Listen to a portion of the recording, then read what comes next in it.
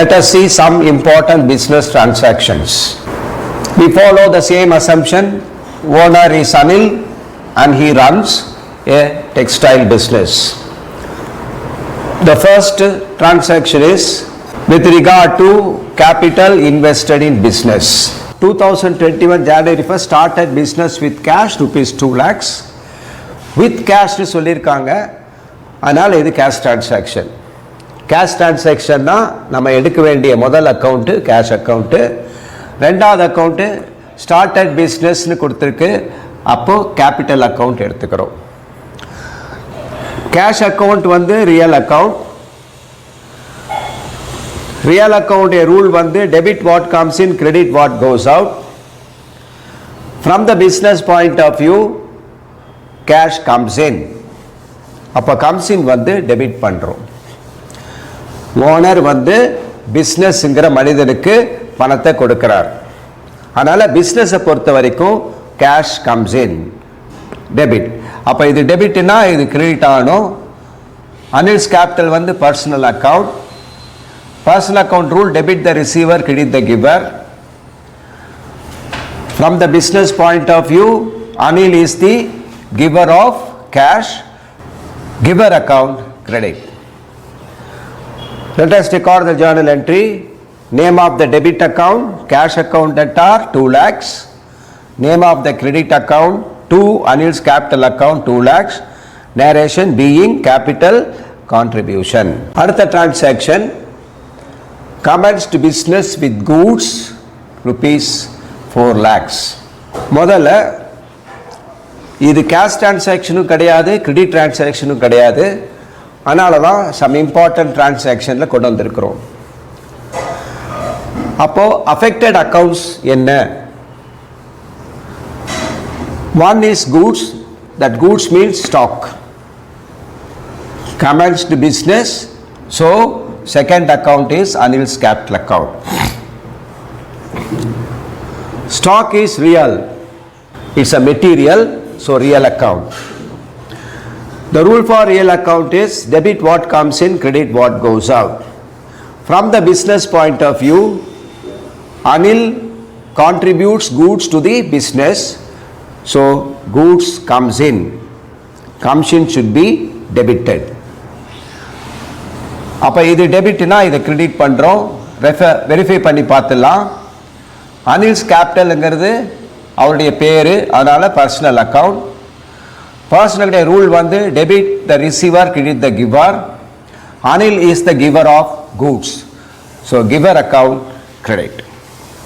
So journal எழுதிடலாம். Name of the debit account stock account debtor 4 lakhs.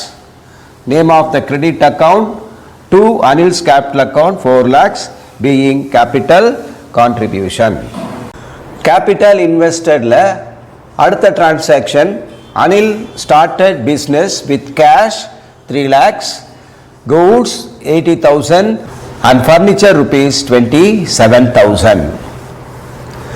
அப்போ Anil வந்து cash, goods, furniture இந்த மூணையும் யூஸ் பண்ணி பிஸ்னஸை ஸ்டார்ட் பண்ணுறார்.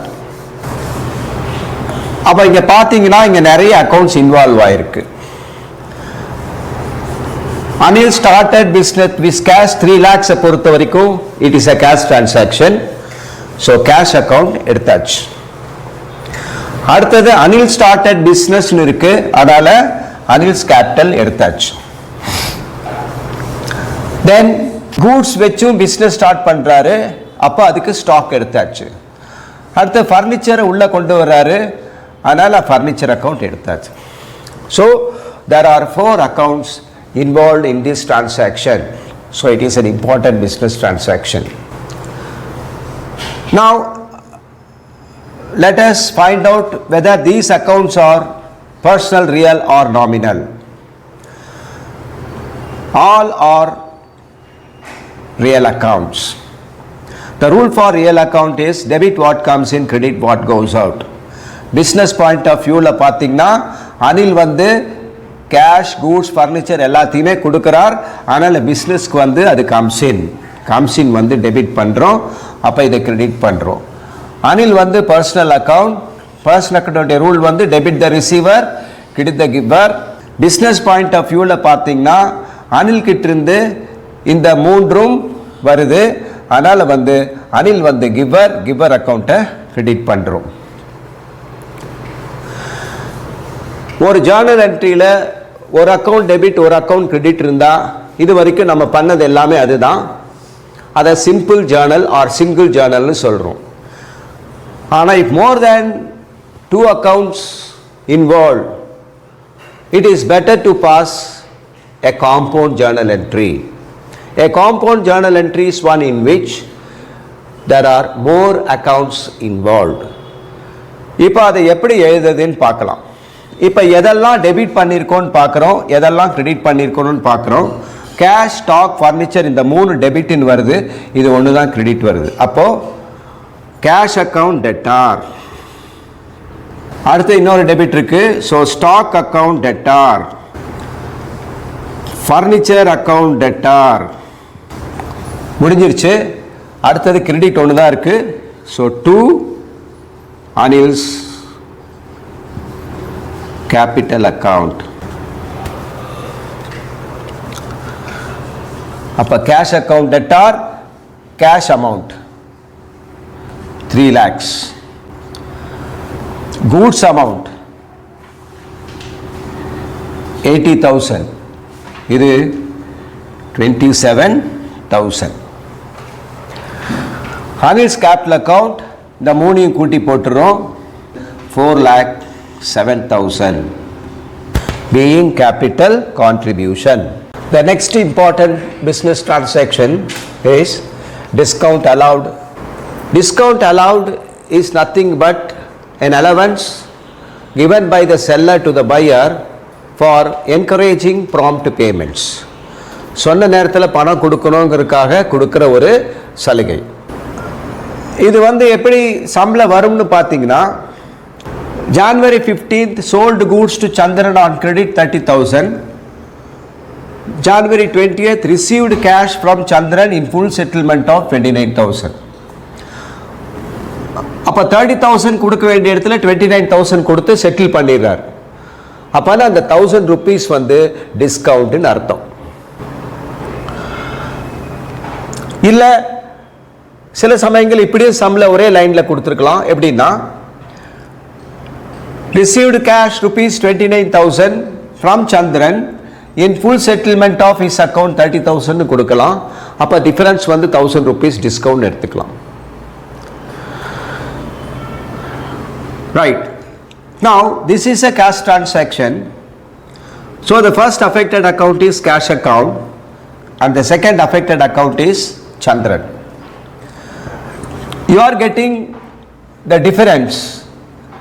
The amount sold is 30,000 and amount received is 20,000.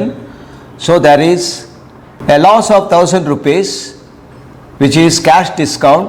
So take discount allowed account. அந்த 1000 ரூபாய்க்கு டிஸ்கவுண்ட் அலவுட் அக்கௌண்ட்னு எடுத்துக்கங்க. கேஷ் வந்து real account. Real account rule comes in goes out. Business point of view பார்த்தீங்கன்னா received cash from Chandran, அதனால business receive பண்ணது. So cash comes in, அப்போ debit. Chandran வந்து personal account, debit the receiver, credit the giver. அப்போ அவர் கொடுக்கிறார், அதனால giver account credit. Discount அலவுடுங்கிறது nominal account. Debit all expenses and losses, credit all incomes and gains. இங்கே discount கொடுக்கறதுங்கிறது எக்ஸ்பென்ஸ், அப்போ டெபிட் பண்ணுறோம். அப்போ 2 டெபிட் இருக்கு, காம்பவுண்ட் என்ட்ரி கொடுத்துடலாம். ஸோ கேஷ் அக்கௌண்ட் டெட்டார் எவ்வளோ பணம் வந்தது அவ்வளோ 29,000. டிஸ்கவுண்ட் அக்கௌண்ட் எவ்வளோ பணம் வரலையோ அது. To name of the credit account Chandran, total amount 30,000 being cash received and discount allowed. அடுத்த எக்ஸாம்பிள் 3 டிரான்சாக்ஷன் இங்கே கொடுத்துருக்குறோம். அதாவது இந்த டிஸ்கவுண்ட் அலவுட் எக்ஸ்பிளைன் பண்ணுறதுக்காக 3 டிரான்சாக்ஷன் கொடுத்துருக்குறோம். 15 sold goods to Chandran on credit 30,000. இதுக்கு என்ன ஜேர்னல் என்ட்ரி 15th கொடுத்துருப்போம்னா, Chandran account debtor to sales 30,000 கொடுத்துருப்போம். 17th அன்னைக்கு சந்திரன் ரிட்டர்ன்ட் கூட்ஸ் rupees 6,000. இதுக்கு நம்ம என்ன என்ட்ரி கொடுத்துருப்போம் சொன்னா, sales returns account debtor to Chandran 6,000 கொடுத்துருக்கோம். ஏன்னா அவர் கூட்ஸ் திருப்பி அனுப்பிச்சிட்டாரு. 20th பார்த்தீங்கன்னா received cash from Chandran in full settlement of 23,000. அவருக்கு சேல்ஸ் பண்ணது வந்து 30,000, அவர் திருப்பி அனுப்பிச்சது வந்து 6,000. அப்பனா அவர் மீதி எவ்வளவு கொடுக்கணும்னா நமக்கு 24,000 கொடுத்திருக்காங்க. ஆனா இங்க என்ன சொல்லிருக்காங்கன்னா cash received from Chandran in full settlement 23,000. அப்ப 23,000 வாங்கிட்டு நம்ம அவர் அக்கவுண்ட்டை செட்டில் பண்ணிட்டோம். அப்பனா அந்த 1,000 rupees 30,000 minus 6,000 goods return 24,000 வரணும். அதை 23,000 கொடுத்து செட்டில் பண்ணிட்டார்.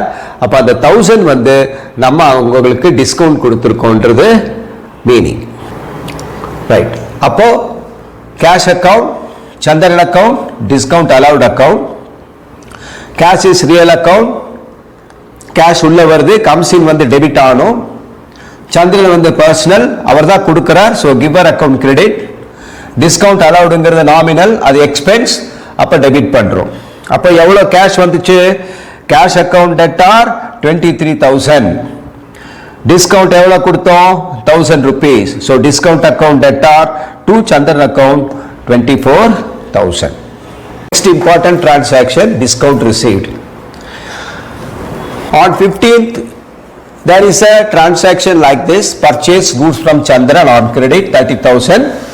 You would have passed journal entry on 15th, purchase account attached to Chandran or entry கொடுத்திருப்போம்.